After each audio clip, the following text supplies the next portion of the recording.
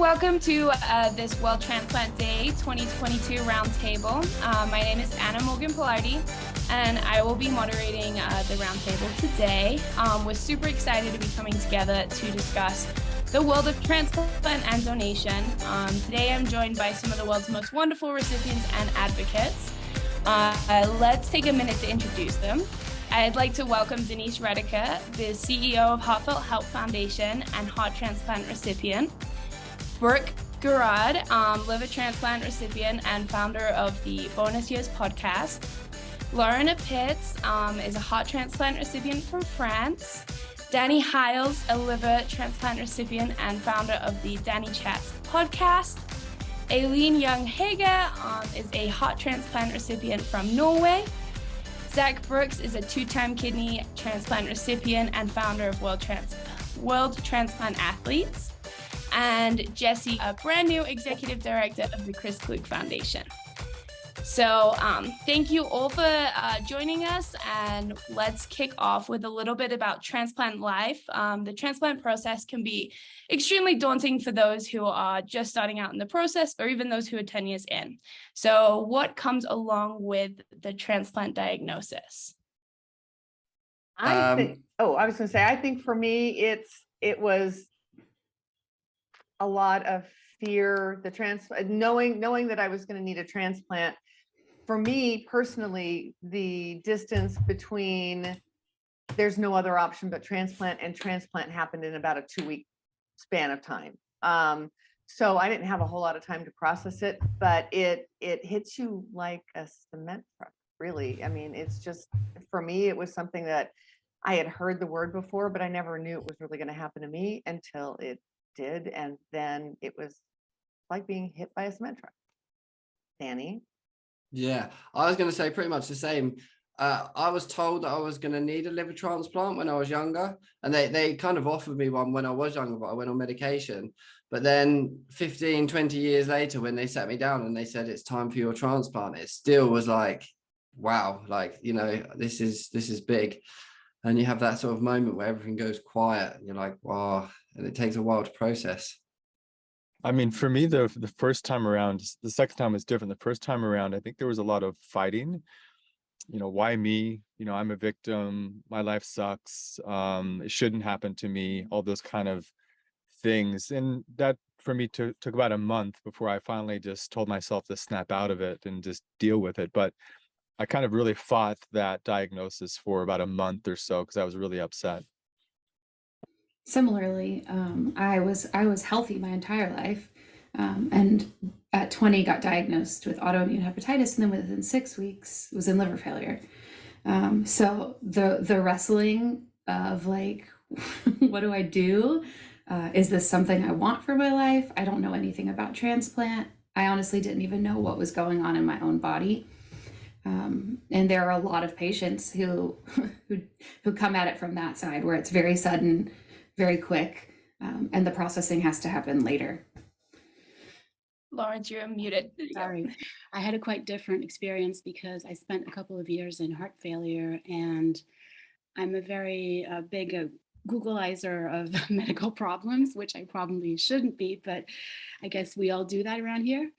And I auto-diagnosed the fact that I was going to need a heart transplant, and all my doctors were denying it. And this lasted for years. It lasted for actually like 3 or 4 years. And all my family, my friends were in denial of it. My doctors were in denial of it, and I knew it was coming. So it was very different because I spent 3 years basically fighting against nothing, against wind, trying to get used to this diagnosis that I had placed on the situation.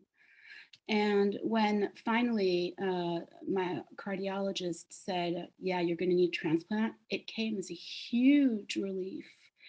So I actually cried with relief, which seems crazy to most people, but it was like, okay, finally someone is listening. So it was quite, nobody has ever told me that they cried with happiness. Maybe that was also because I didn't realize how hard it was going to be, but it came as a big relief. I think if I'd have known what transplant was going to be like what life was going to be like after my transplant, I probably would have cried with relief. But for me, like, I didn't know what life was going to be like at all. I didn't know anyone that had a transplant. I'd never looked into it, even though they'd said about it years ago. So for me, it was like, what is life going to be like? I didn't really expect it to be this great, to be honest. I think you brought up a really great point there, Lawrence. So do you think Google coming into this day and age is kind of a benefit for transplant recipients or potential transplant recipients, maybe helping them become more of an advocate for themselves? Or how do you think that has affected? It's beneficial. It shouldn't be, because it's not complete. You can easily go down the rabbit hole. I've auto-diagnosed myself with so much shit that wasn't true, you know. So I think, and we all know that Google is extremely dangerous, but doctors, I don't want to, you know, talk shit about doctors, because they have saved my life, and I'm grateful to all their personal and professional investment, but they are so unwilling to listen at times. And they just seem to have, in my experience, I have had so much stuff brushed off. Like, no, it's not that, you're going to be fine. No, don't worry. That Google has, unfortunately, well, been of great assistance to me, even though there are obviously bad sides to it. But yeah, it's been very helpful. I don't think we heard from Eileen yet about your experience. I wanted to hear from you too. Well, I was on the heart transplant waiting list for 4 to 5 months, and for me that was so terrible that it actually was kind of a relief when the phone call finally came, and that surprised me because I didn't want the heart transplant, but living with heart failure was so hard. So you realize at some point there is only one way forward. And I was actually at heart transplant assessment 9 years before that too. And my children were very young at that point. They were aged 2 and 7. So for me, I was really scared at that time because they were so young. I was afraid I would die and they wouldn't remember me. So when I finally got to heart transplant, it was a relief, but I was also very scared. I had Googled a lot and frightened myself to death. And also, I'm not your regular Norwegian, so so there was a lot of uncertainty if a suitable heart would show up in time, because I have a rare blood type for Norway. So there were, a lot to consider. Well, thanks everyone for sharing. Does anyone have anything to add about sort of the process of transplants, the good, the bad, the ugly that comes post your transplant? Obviously, it's not just a one and done kind of thing. It continues for years. So does anyone have anything to add about that? Well, I'll say something about the Google and research in general on the internet. I mean, kind of like the other comments, on the whole, I think it's positive. But having studied decision making, it's really important to have really good anchors. So as painful as some of the doctors can be, I think they serve as good anchors, because you shouldn't get too far away from some of the things they're saying, because you can drift off into quackery. You know, people just trying to sell a pill for a couple of dollars, or someone who, you know, promises a better life. And I had to deal with some of that as well. Someone was like, oh, if you just take these pills or massages or this sort of weird Chinese kind of thing. And like, there's a lot of good Chinese medicine, but this one was not. I was in San Francisco at the time. So I think, you know, Google is really good, but you have to really mind your anchors and not get too far away from some really solid scientific evidence, because in the end, you know, I'm here because people for, you know, over 70 years now have been doing, working on this approach of medicine. So that's my own tip on using Google. I totally agree with that. I know I'm very guilty of overusing Google, but I do agree with you. It's just that sometimes it's so frustrating. And sometimes maybe things are different in the US. We've had this discussion many times with Denise, that you are clients, we are patients. there's a great side to having a state-funded healthcare system, and I wouldn't change it for the world, even though there are other challenges. But it's that we don't have to pay, which is, in our case, amazing. Yeah, but the other, the downside is that we take what we are given. We can't complain, and I see that, you know, Eileen is, because she's in the same situation as I am. Sometimes I'll go for a day in the hospital, you know, when you have like a whole day of assessment, and I will finish my exams, let's say at 11 a.m. And I can wait for like 7-8 hours to see my doctor. And I can just say nothing anyway, because that's the way it is. It's free, and you can't complain. You're not a client. So sorry, I'm totally drifting off from the topic, but it's, I don't even know what the topic was anymore. It was. With the using Google, when I was diagnosed, they luckily picked it up for me, but I speak to a lot of Wilson's disease patients that have all the symptoms. But I mean, this was an example of what a doctor said to someone is, that's so rare, you can't possibly have that. So I think if people can take these symptoms to their GPs or their doctors and be like, look, this is what it is. Can you please test me for this? Can you do this? Then I think that's quite important, rather than the doctors just dismissing it. That makes me think about just how advocacy for ourselves might look different from country to country. Because I'm still learning. I'm 17 years post-liver transplant, and I'm still learning the best way to advocate for myself while still falling into what we call being compliant. And Denise and I could probably talk about this for hours, because being compliant is so important in the US, and I can't speak to other countries, so I would love to hear from you all. But if they deem you not compliant, you aren't going to be eligible for another transplant. So like, it's this fine line of learning to walk where you say, I'm not well and I can tell something's off, and I need your help, and I'm going to get help. I'm going to figure out how to get help for myself. And the language that I've started using is like, you know, we have all these different specialists that support our health, but I am the only person who is the specialist in me as a whole person. And so I take it really seriously when I think about my whole health, because no one knows unless I tell them. And so I think it's really powerful to think about that in different contexts. And I would love to hear how it is in Norway and France and the UK as far as like advocacy versus compliance, if that's even language that you all use. Our country, we're only 5 million people, so there aren't a lot of heart transplants around. So I felt alone, and there's not a heart transplant community to reach out to, pretty much. So, and also we only have one transplantation. There's no going elsewhere if things doesn't work out. So I've been open about heart transplant, heart failure on my Instagram account, and a lot of Norwegians have reached out because that's the kind of information we don't get, and we also have public health care, for which we are grateful. But it also means that there's only one source of information. And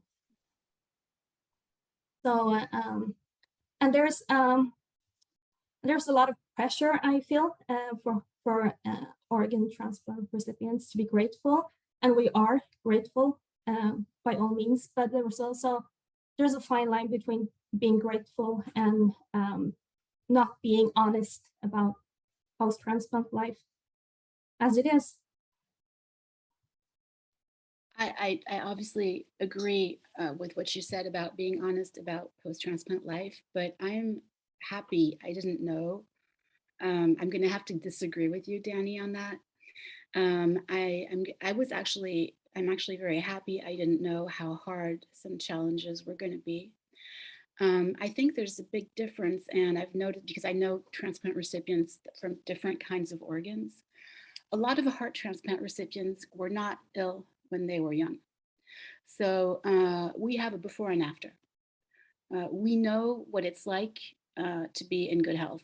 Like Danny, you were always sick when you were a kid, from what I understood.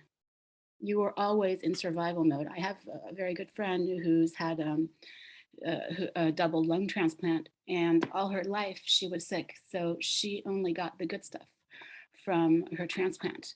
But I used to water ski. I had a totally normal life before going into heart failure. I mean, I knew I was supposed to not do some stuff because, yeah, we knew there was this problem, but that was it. So am I grateful that I got a transplant? Yes. Do I resent the pressure to be always grateful?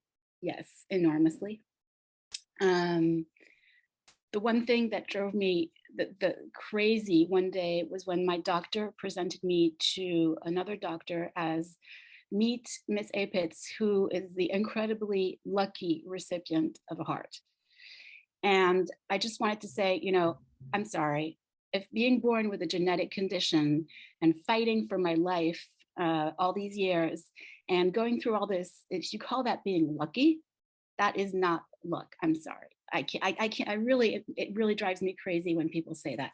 So am I grateful that I'm alive and that somebody was smart enough to let me have this heart? And that's another subject I'm sure that we'll talk about later. Of course, am I grateful that there are people who work 24/7 to make this work? Yes. But do I think I'm lucky? I wouldn't go that far. I think that's really valid. And I was not sick at all for 20 years and then got sick, and within 6 weeks had a liver in my body that I had no idea what was going on. Because of that, and what you called the pressure to always be grateful, I definitely felt that, and I'm years out working through some of that in therapy, because there's a lot of medical trauma, even if your transplant goes perfectly. And there's a lot of pressure.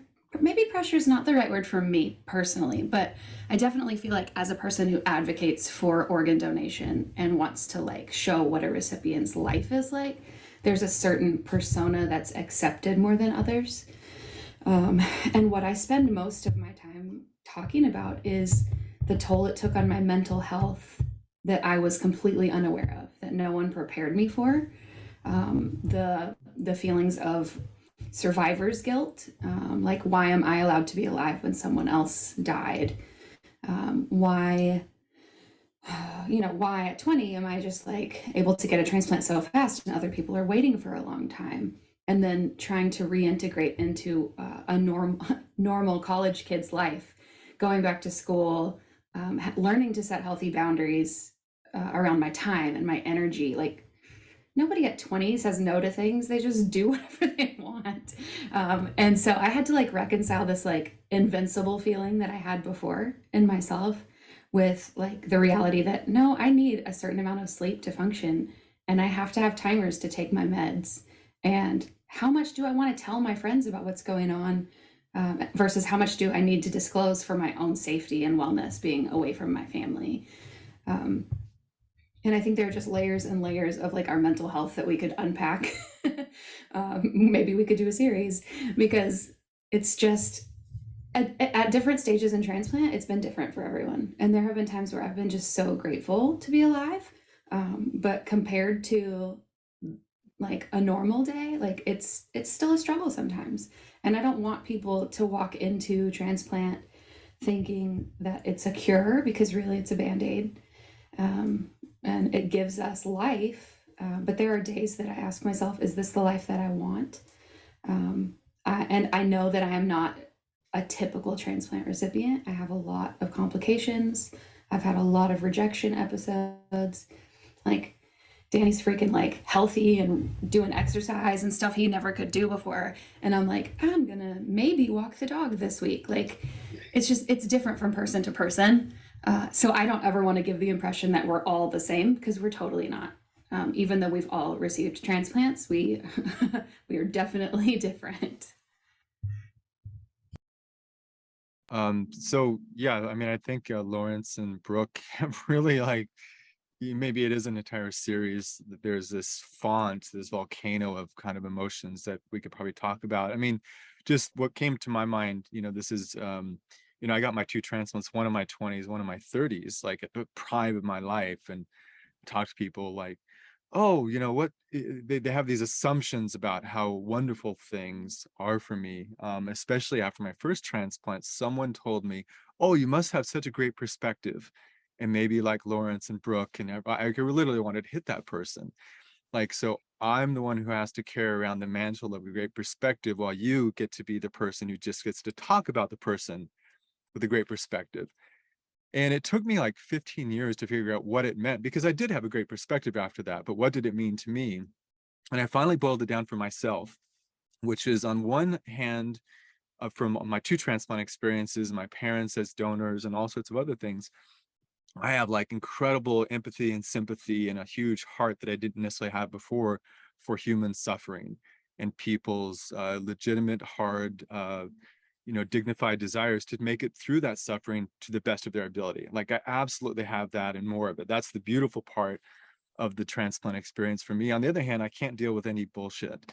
I have a really like low tolerance for that. So that was the perspective I had, but I really can't stand whoever that person was so long ago who said, oh, you must have such a great perspective. So yeah, I could talk about this for a long time, like Brooke and Lawrence and everyone else. And maybe we could do a series on this, but I think that's really important. If you're watching this and thinking, how am I going to be afterwards? Well, it is a wonderful thing to have, and you're going to have other struggles. And guess what? You have this really cool community of people here on Danny's channel, on everyone else's channel, my channel, that you can talk to now that a lot of us didn't have when we were going through our journey. So anyway, this is just great. And thanks, Anna, and everyone else at CK after doing this. That's my thought about that.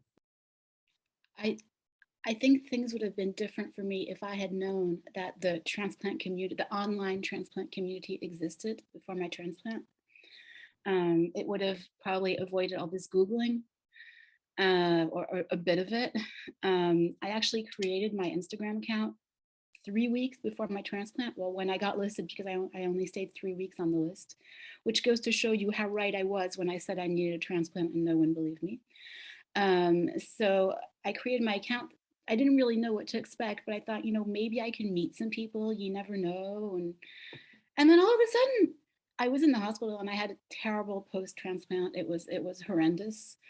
And all these people were sending me messages, and these people saying, it's going to be fine, you're going to get better.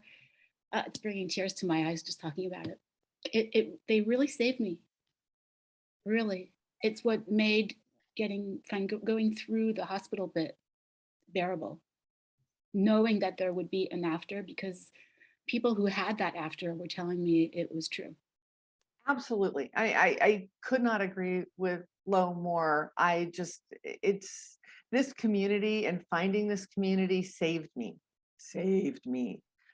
Finding Eileen and Lo saved me.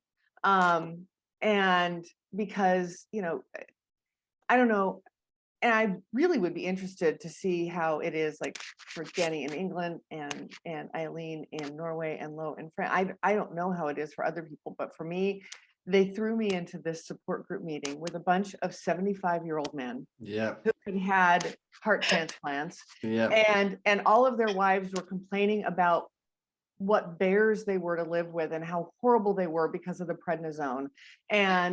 And I literally burst into tears and thought, well, this is not the path for me. I don't want this transplant. If that's what it's going to turn me into, if it's going to turn me into someone that everyone in my life hates to be around because of the prednisone, I don't want to be in that world. That's not who I want to be. And I remember sobbing in the hallway and just thinking, what have I gotten myself into? What is coming my way? I hate to say it, is death a better option at this point? And because those were my options, transplant or death.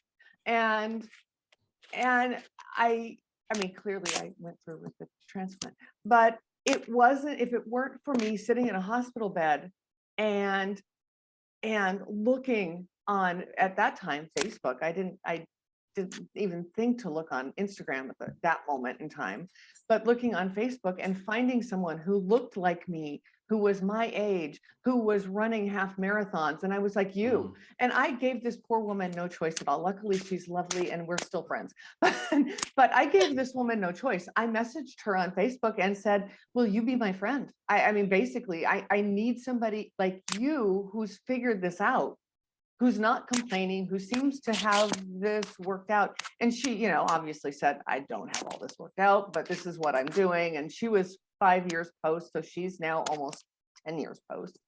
And it was life-saving for me, because then I had somebody that I could look to and say, okay, that's the direction I want to head. When my recovery, because my recovery was similar to Lowe's, it was terrible. I had 3 open heart surgeries in the span of a week. I almost died 3 times post-transplant. I was far less healthy immediately post-transplant than I was pre. But having this internet community gave me the hope that things were going to get better, gave me the ability to set a goal that when I got out of the hospital, that this was what I wanted to do. That was what I wanted to do. And that's, I mean, anybody who's watching this, I would really encourage, if you're not finding the right support, like within your team and within your group, it's an easy search online, and you can find people like us who are very willing to help mentor you through the process and tell you at least what our experience was, because everybody's experience is different. You know, all the things that people say about social media, which I totally agree with that social media is super toxic and all the stuff people say. Well, the transplant community is the absolute contrary of that. Yeah. That's what I want to say. Yeah. Just to add on to that and what Denise was saying was, after my transplant, I didn't know where things were going to go. I had that sort of similar experience in hospital of we had a talk from somebody who was, you know, he was living a very, very sheltered life through his own choice, but it wasn't the life that I wanted to continue after. So I had all these questions, and unlike Denise, I didn't really want to just message someone and ask them the question. So I disguised it in the fact of like, oh, let's record a podcast. So people were willing to come on and talk to me. So I was gaining all this information, and you know, I just thought, oh, well, this is great because I'm learning it and we can put it out there. So yeah, and talking to people like Gillian Best from Canada, who swam across Lake Ontario, you know, like when you hear that, it just really, because you know, I didn't know what I could do, and when you see that and the way I feel, I'm like, wow, you know, that's possible for me.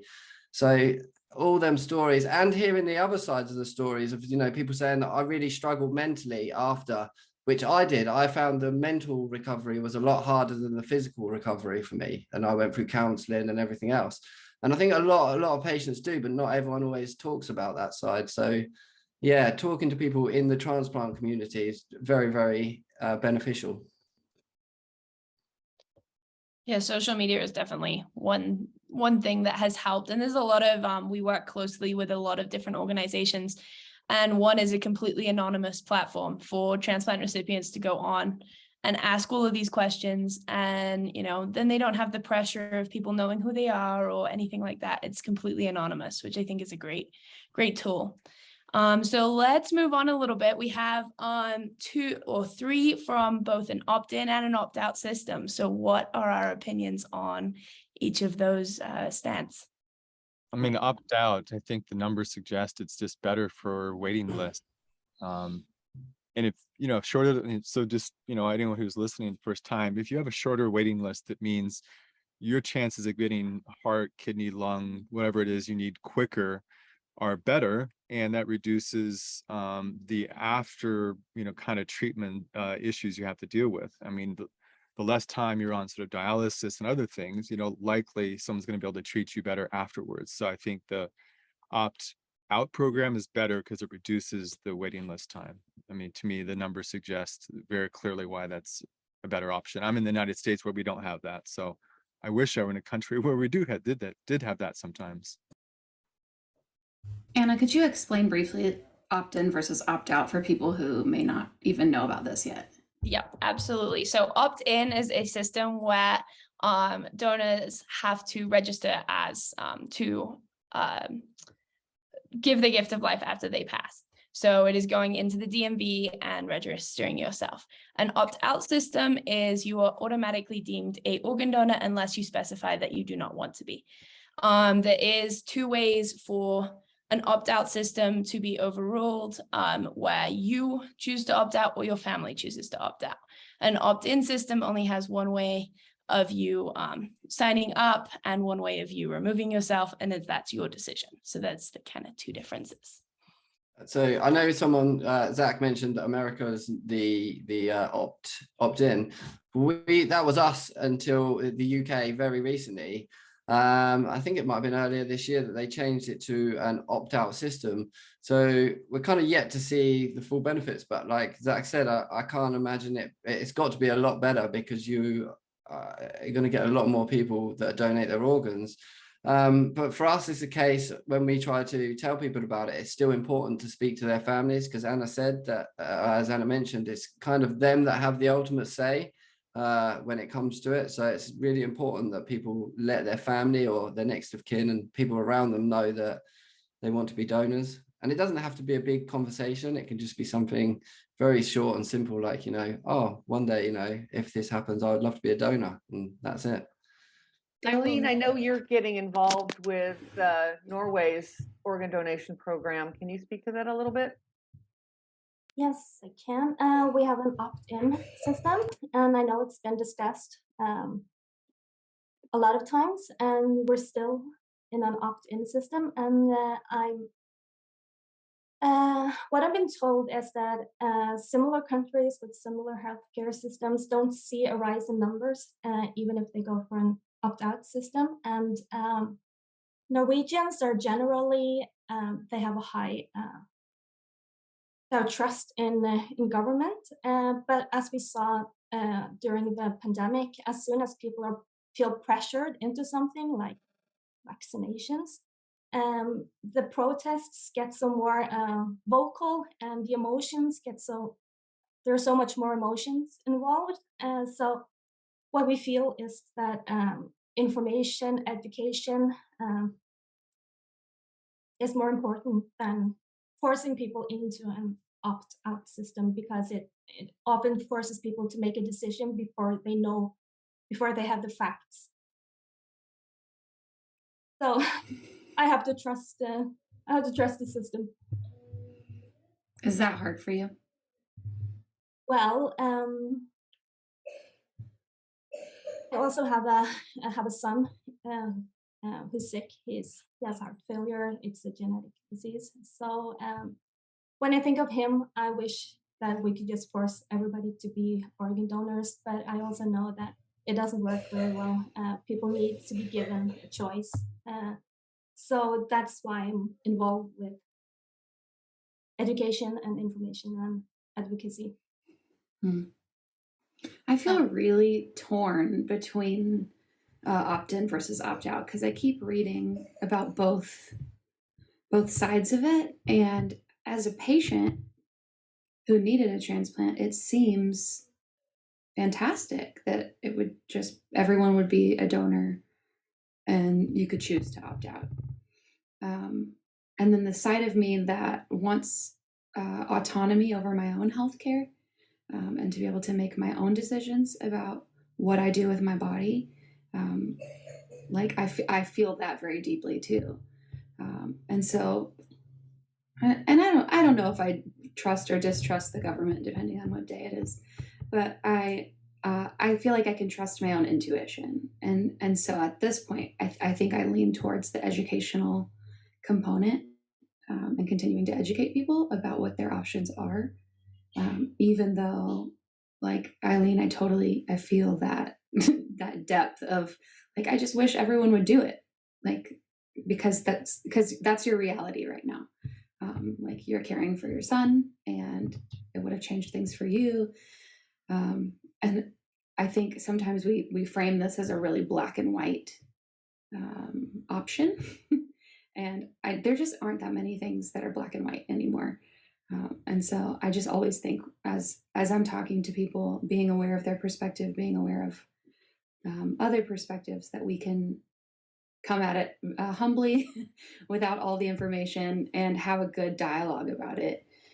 Because Danny and I talked a lot about opt-in versus opt-out right as it was changing in the UK. And I was like, yeah, let's do it. Let's make it happen in the US. And then I started reading some articles and talking to some people I know here that are in that process in the US. And I wish that things were easier. I guess is what I'm saying.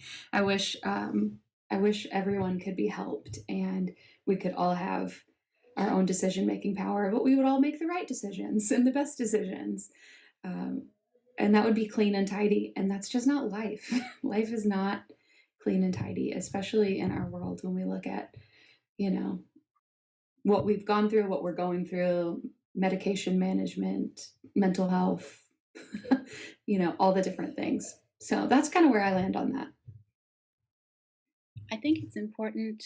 It's important that people understand that an opt-out system is never going to be a totally opt-out system, because families always have the last word, which is totally understandable. Because imagine the situation: somebody just died, their family is grieving, they're crying, and they take away the body because the person hasn't opted out to take its organs. That would be unbearable.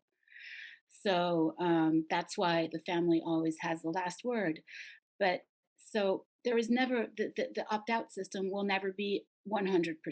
It's advocacy is still necessary, because in the end, it's the family who decides. That's very important that people realize that in all the opt-out countries, like most European countries, it's really important to speak to your family. Yeah. I speak to high school students every semester about organ donation, because here in California, you're required to have a segment. The freshman high school students are required to have a segment on organ donation before they get their driver's license. So I go in, I am the checkmark box of talking to kids about organ donation and what that looks like, and the real life story about, this is what happens when you get to donate your organs, is you get someone like me who talks to you about organ donation and is a transplant recipient. But every semester, I am so disheartened to hear kids, and I mean, they're kids, so that's one reason, but telling me stories from a Netflix movie that they watched that's ridiculous, or that doctors aren't going to save them because that's what they saw in a Netflix movie, or or that's what they saw because Hollywood presents it, because it tells a more dramatic story if they lie about how the organ donation process works. And so every semester, half my job is dispelling these myths that largely Hollywood puts out there, and movies put out there. There's a Netflix movie that I wish I could remember the name of right now, that was last semester. Every single class I talked to, and I talked to 8 classes of freshman kids, every single class brought up this movie. That was a limited series on Netflix early this year. Squid Games. Nope, it's not that one. No? It was a I can't remember. I would totally know the name, but it's an ongoing process. It's not, I don't hear the religious exemptions like I used to a few years ago. Like people, my religion, nobody believes that really anymore here. But Hollywood, if there's a movie out there that portrays organ donation, or a TV show that portrays organ donation in some sort of weirdly negative way, like they're not going to work to save your life, or any of those things, we hear about it in classrooms all the time, and it keeps kids from signing up to be organ donors. 100%. We, part of our whole thing is to talk to, educate, and inspire young people. So like Denise, we talk to them regularly, and it's crazy how many, have these perceptions of it because they've seen it on a TV show. And once you sit there and you tell them, they're like, oh, wow, that's really cool. like, that's really cool that I can do that for somebody else. Yes, 100%. I will be a donor. What is that even a question? And as soon as you break that myth that they've heard, they're 100% in, and then you hear them telling all of their friends exactly what they've heard. And it's a great method. But yeah, anyone else want to add? I just want to say that it's the same in the UK, that people still believe that if you're an organ donor, the doctor won't save you, and stuff like that. But also, I think, knowing all my friends, loads of them are like, oh yeah, I'll be an organ donor, but they're all too lazy to sign up. So I think the opt-out system's good, because, you know, it just saves them doing anything as such. Because, like I say, loads of people are lazy. They'll say they'll do something, but we don't have like Denise was saying, where you go to have your driving license and you have to do this course or anything. We don't have that. It's literally, if you wanted to sign up, I suppose you just have to go online or speak to your doctors. And again, people are kind of lazy for that. Awesome. So let's move on.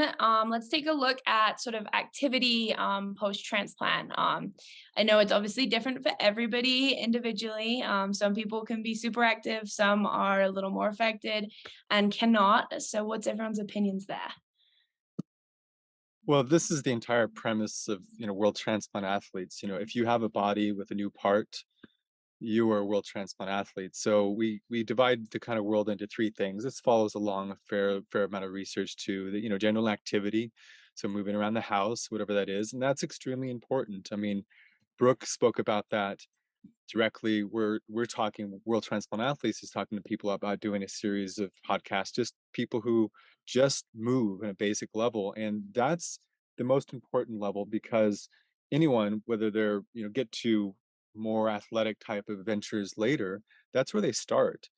So that's extremely important. The next level is exercise, more sort of frequent kind of activities, and the last level is training, and that's for a smaller group of people. So we really think this is the most fundamental thing to have, especially with our mission of our organization is to have recipients talk to other recipients and encourage them to move, whatever that movement means. And it's not about being an athlete at all. I mean, it's called World Transplant Athletes, yeah, but really it's just about movement. And if we can inspire other people just to move after their transplant, and through these kind of networks and others, talk to each other and say, hey, you walked 5 minutes today. Fantastic. Great. Well, tomorrow you can walk 6. We can encourage each other. Then individually, and I think everyone else has spoken to this, we can improve our lives, together. And this is what I'm kind of losing some trains of thought because I have so many at the same time. But, it's really, I think, important if you're watching this from the outside that, you as an individual are going to remain very individual after your transplant journey. One thing that I really like about these conversations is that we all have a lot of respect for each other as individuals. Like, my story is not the same as Eileen's or Brooke's or Denise's or anyone else's, but I really respect how individual that story is. And so there's not like a stamp that we're all healthy and perfect right now. No, we all have very individual journeys continually. And in terms of getting back to World Transplant Athletes, we just want to help you on your journey through movement. And we really believe that your short-term health and your long-term health and your happiness will be positively impacted by simply being active. So, I can talk about this stuff for a long time, so we absolutely love it and our team of people. And I'm looking forward to hearing the rest of the conversation here. Yeah, Zach, I agree with you. Having the motivation to move post-transplant, one of the nurses, when I was in the hospital and not doing well at all, told me to set a goal, set a movement goal, set something I want to do that I wasn't able to do pre-transplant. And I picked a hike. There's a local to me, there's a waterfall, gorgeous waterfall that falls onto the beach in Marin County. Y'all should come and see it. It's gorgeous. And it's called Alamere Falls. And it's a pretty aggressive 4-mile hike out, 4-mile hike back. Pre-transplant, that was not an option. That was not an option for me. But I've always wanted to see it. I've seen pictures of it. I've always wanted to see it. So that was what I did in the hospital, was set a movement goal, and then worked my butt off to get to that place once I got out. And then when I finally got out there, I thought, this is easy. And what a miracle that was. Watching Eileen hike has just been so inspirational to me, man. Makes me want to travel too, and watching Danny do all of, to do his training, it's all of that is super inspirational to me, to keep moving and to keep going. Just yesterday, I did a 10-mile hike and it was so fun. But yeah, I think encouraging people to move in their, whatever their capability is, because your capability not only can improve, but it also can change. You can be able to do a 10-mile hike yesterday, and today things aren't chugging along the way they should be for whatever reason, and it's a slower day. And so every day is different, every day is unique, everybody's unique.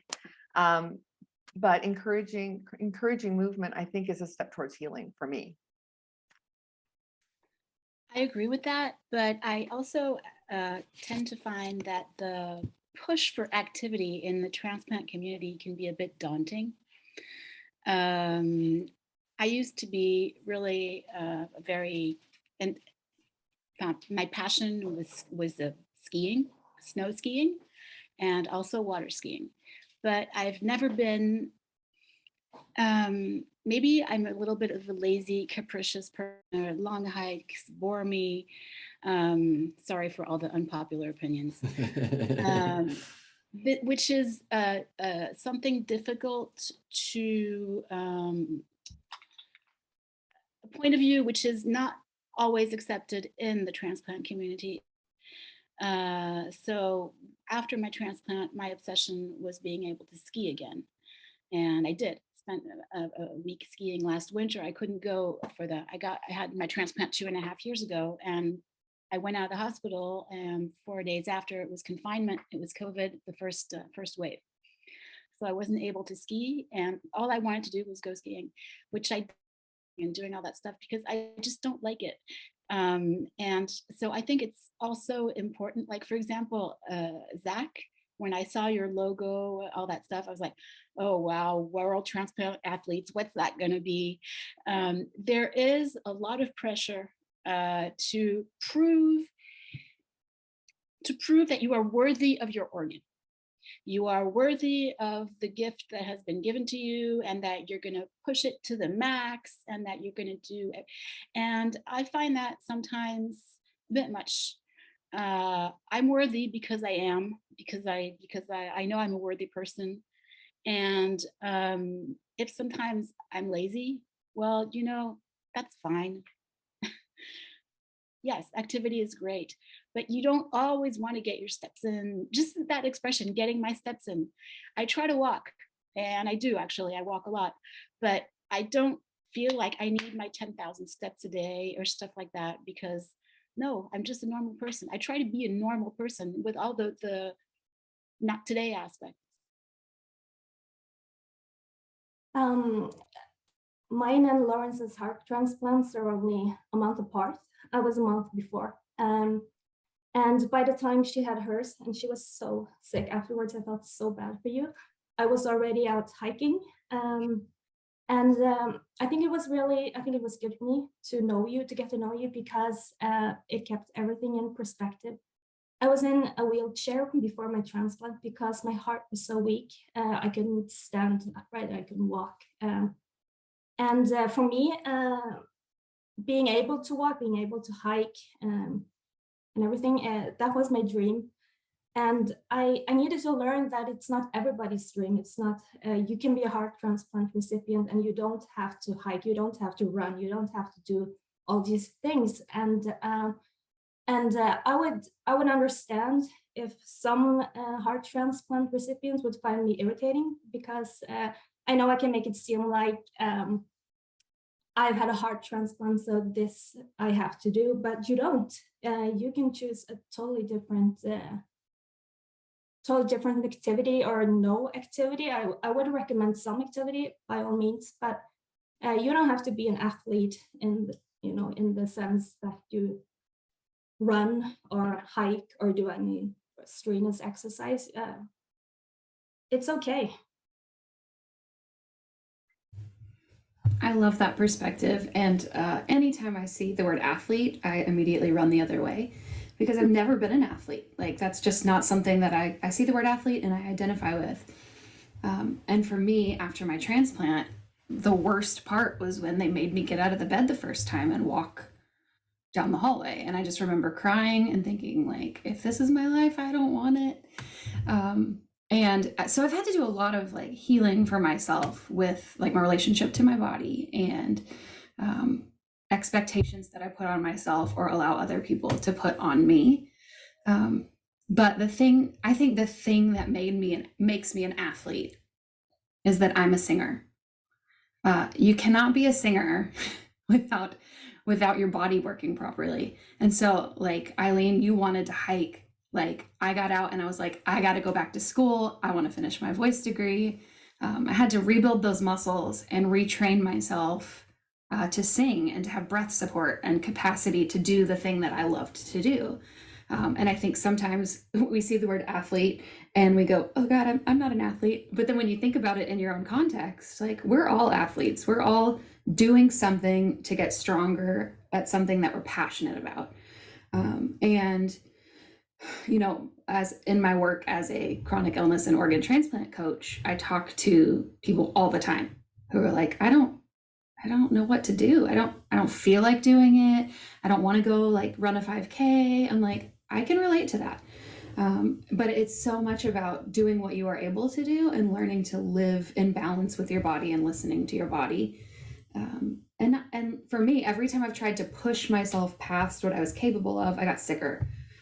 I'd have migraines, or like my body would ache for days and then I would just be like out of it. And so learning that balance of like, yeah, going for a walk every day or going up the stairs and down the stairs in my house. Like, sometimes I don't want to do that.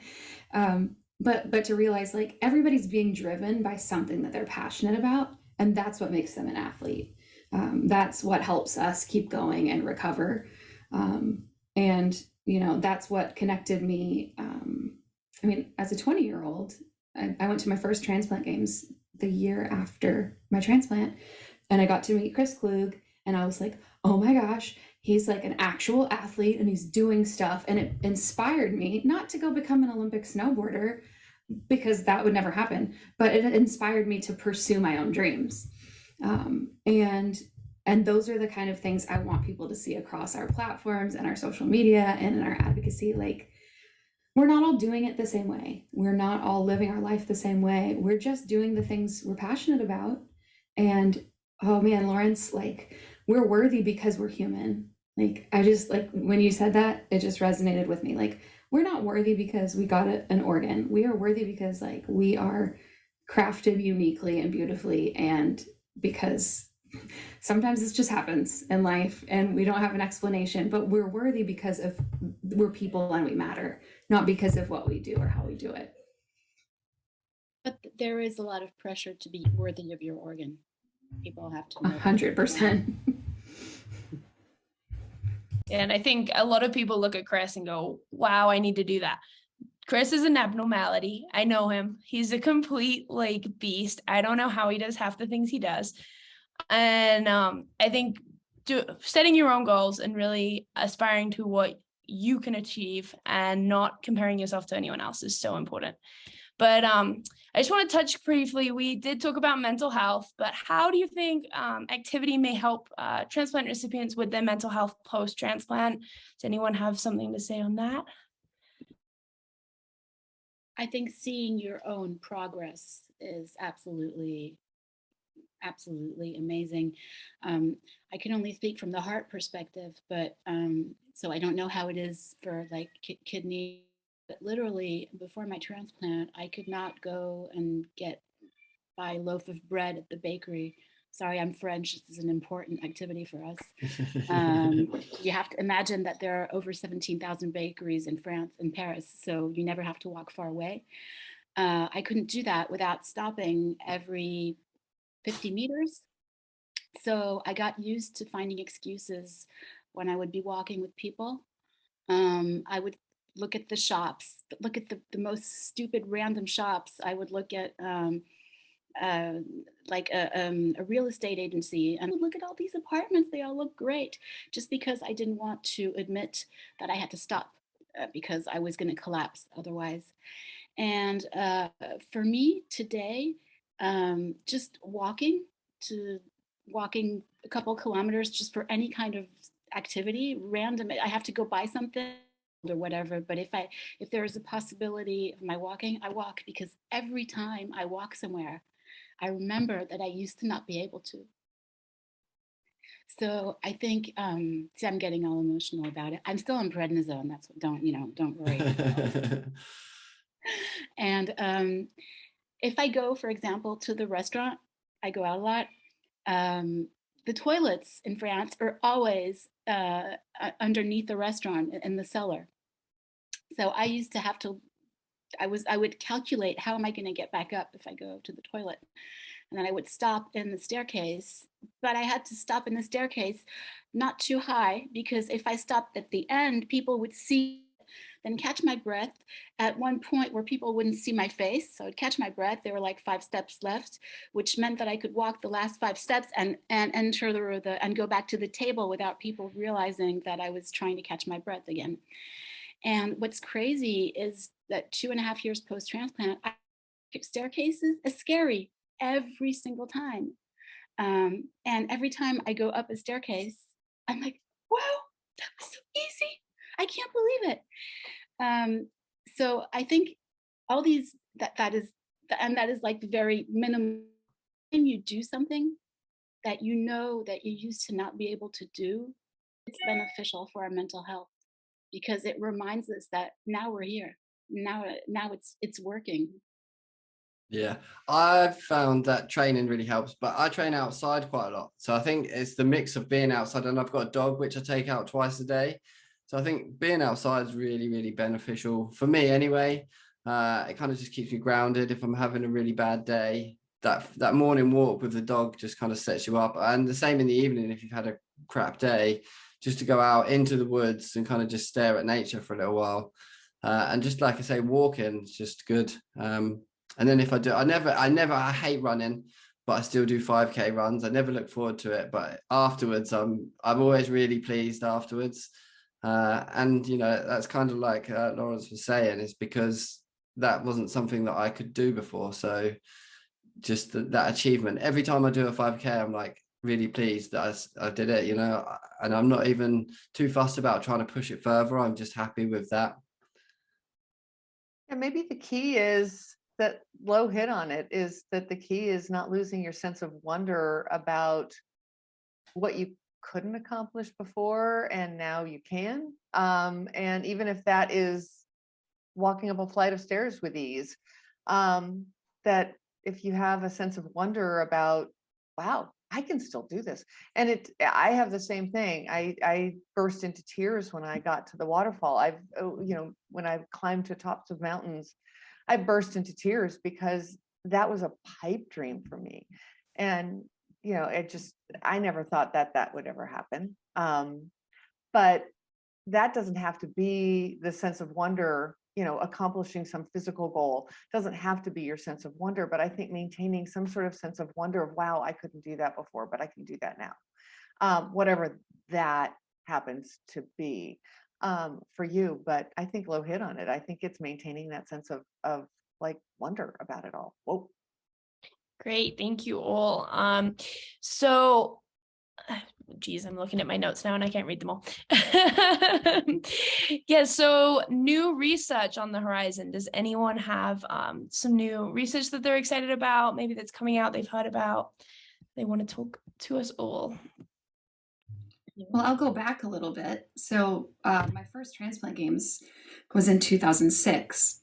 And that was the first time I'd been around so many people who had had a transplant, met any living donors, donor families, and then going into like an expo hall full of like pharmaceutical companies and advocates. I remember, I think I took away 2 things from that. I took away, hey, there's a sunscreen that completely blocks the sun, and I need that because I'm really pale. And that there's constant research. And so like, I can always hold on to hope that there's something coming that's going to change the face of transplant. At that point, they were still developing the 24-hour tacrolimus, basically, which is now like what a lot of patients take as their standard immunosuppression medication. I'm not one of those people yet, but I'm still holding out for it. And I just remember thinking, oh my gosh, I could take a pill or two once a day instead of taking pills all the time. That sounds amazing, because at that point I was just still completely overwhelmed by the fact that I had to set timers and take pills throughout the day at different times. And I was like, oh, okay. And then there was this really cool technology that you could wear, like basically attached to your Under Armour if you were an athlete. So like on impact, it would harden and protect your organs. And I was like, genius. So now I do a lot of work with Lifebulb and Transplant Life, and they hold these innovation challenges all the time, where they support up and coming new innovations and help fund things. And so I'm getting to watch, I feel like history like progress in a really cool way, even from like xenotransplant talk to, the oh gosh, I lost my words. Tacro brain. That they're doing different kinds of transplants now, still very experimentally, and just the hope that I have for that, that's always a big deal to me. Like, I have to remind myself that things are constantly changing, and that change is not bad. That change can be good, and reminding myself that transplants have not been going on that long in the context of history. And so we have just a long way to go still. And it still feels like we're at the beginning of it in some ways. I mean, I've been on meds for 17 years and watching my activity and my mental health and learning new things that we can help hospitals hone in on and social workers help with. And I guess my big desire for technology would be that these companies that are raking in money, like pharmaceutical companies, would start funding small nonprofits that are doing amazing work, like what Denise does. Yeah. Me too. Me three. Yeah, although I am so grateful. As much as I would like big pharma to start sharing the wealth a little bit, I am so grateful that they're doing the innovation that they're doing. I just read an article not that long ago on the future of 3D organ printing. Can you imagine? That is super exciting. It's not on the immediate horizon, obviously, but it's coming, and that is super interesting to me. And the ability to, I know they're doing research on helping patients, obviously heart and lung are probably going to be the last on this list, but to wean us off of anti-rejection medication, which would be a godsend. And I think that's, I know a couple liver recipients who are in the program and off any kind of rejection medication at all, which is just absurd to me, but so cool. So I think those are the things that excite me, is things that maybe won't affect me, but will affect the next generation of transplant patients. Yeah, we've actually started working with a pharma company who is rolling out a new line of non-invasive rejection testing, which is super exciting. They've actually rolled out their kidney program, and they are working on their liver, which is hopefully going to roll out in November, and then slowly through the rest, which is really exciting. But I actually have to run, so I'm going to pass over the moderating to Denise and Brooke. And thank you all for joining us, and have a great day. Thanks, Anna. Thanks, Jesse. Thanks, Anna. Thanks, Jesse. All right, where were we on the list? Now I don't have my list in front of me. Let's chat a little bit about inequities in transplant, maybe. and get that to, or bring that up. I'm really curious about what Lo and Eileen and Danny see, because I know what I see in the US, but I don't know what you guys see. What do you guys see as inequities in transplant in your country, where you are? I don't see any inequities in transplant. It's a very, very transparent system. There is one national transplant list, and you get listed on this national list, whatever your hospital is, and then according to the rank you have in the list, which is dependent on so many factors. Probably obvious to you because I guess it's the same in the US. Your number in the list changes all the time, and all organs are distributed according to compatibility, starting from 1, 2, 3, 4, 5. So it's extremely fair. And I see it in the hospital because I see it in the waiting room. It's absolutely all kinds of people.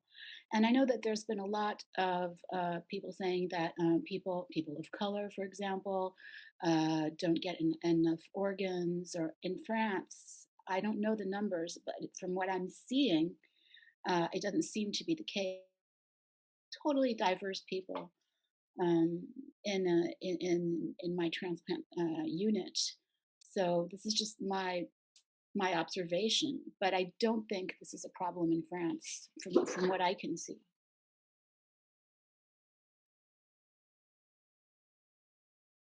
Danny? I know in the UK they have sort of a drive to get more people of different ethnicities to become organ donors and blood transfusions because I think as just a white male, I've got a very high chance of getting an organ, but as a black male or an Asian male or female, I don't think it's the same, and I think it's because there's less people giving blood and less people becoming donors, and for whatever reasons, whether it's religious reasons or just the education's not been there for everyone yet, I don't know.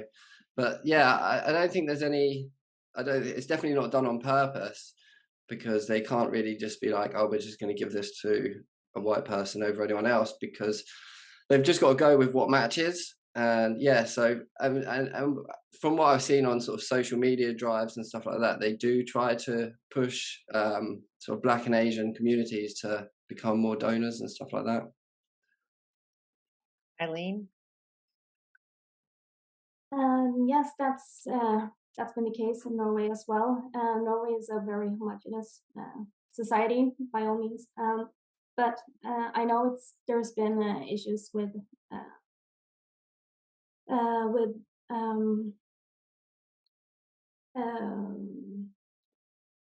to get information out in different languages to our immigrants, and that's very important because they'll need heart transplants, they'll need to be organ donors, so that's important work. Other than that, I can't see any inequities in our system because like there's this one national transplant center, just at one hospital. There's no we have everyone is under the same healthcare system, so it's pretty much the same for everyone. So you can pay yourself into a better hospital because all transplants are done at a public hospital. So the inequity level that I see in the US is it's many layers. First, it's not the system, because that's fairly anonymous. Once you get listed for a transplant, it doesn't matter who you are, what your background is, what your ethnic background is. None of that matters. All that matters is blood type, body size. Are you a match? And how sick you are going into it. But it's the getting to the listing part where there's a lack of education, there's a lack of, I ran across a story the other day from a doctor friend, a medical doctor, cardiologist friend of mine, that one of his patients never made it to transplant because he never got the medical care because he wasn't educated enough. His lack of education put him at a disadvantage to get to the medical care that he needed to get him to the transplant list. By the time he finally got in to seek medical care, it was too late, and there was no way we could put him on the transplant list because he wasn't healthy enough to survive a transplant. And that's initially the level of inequity that I see, is the making it to the transplant list because of myths about organ donation, because of lack of education, because of lack of access in the US to standard of care, just basic standard of care healthcare,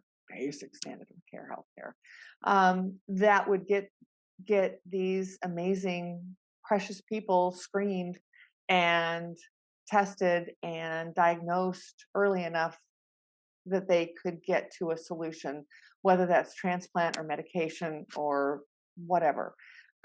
That's the first level. And then the second level is once you get listed, once you get presented for transplant, there's a financial aspect to it, which is why we started Heartfelt Health Foundation. There's a financial aspect to it. If you don't have the money to pay for what insurance isn't going to pay for, the biggest of that is post-transplant housing costs. Your listing can be delayed. You can be moved to a status 7 until you raise the funds. I've watched people be told to go home and have a bake sale. I've listened to patients say that they were told to go do a GoFundMe, that they were told to go have bake sales, so that they could raise the money to pay for the mandatory post-transplant housing. For heart transplant patients, we're required to live within a few minutes of our transplant facility for 3 months, 6 weeks minimum, 3 months, probably more likely. And that's a second mortgage, or basically that you're paying to relocate to wherever your transplant hospital is. Where I am, that's either moving to Silicon Valley or moving to San Francisco. And neither of those places are inexpensive places to relocate to. And if you don't have the money to do that, what are you going to do? I talked to a prospective patient for the foundation just last night who she's pregnant and her baby will not survive without a heart transplant. And she needs to relocate from Las Vegas, where she currently lives, to San Francisco, where the only specialist that deals with neonatal heart disease that requires a transplant immediately upon birth, which is what they're going to do. They're going to put this, they're going to induce labor. When the baby's viable, they're going to deliver the baby. Baby's going to go on life support until they hopefully find a donor within a few days. That's the goal. But she has to relocate. She's a single mom. She has 2 other kids. Dad's not in the picture. She's not working. Where are you going to find the money to pay for this? And her baby is out of luck without nonprofits, basically.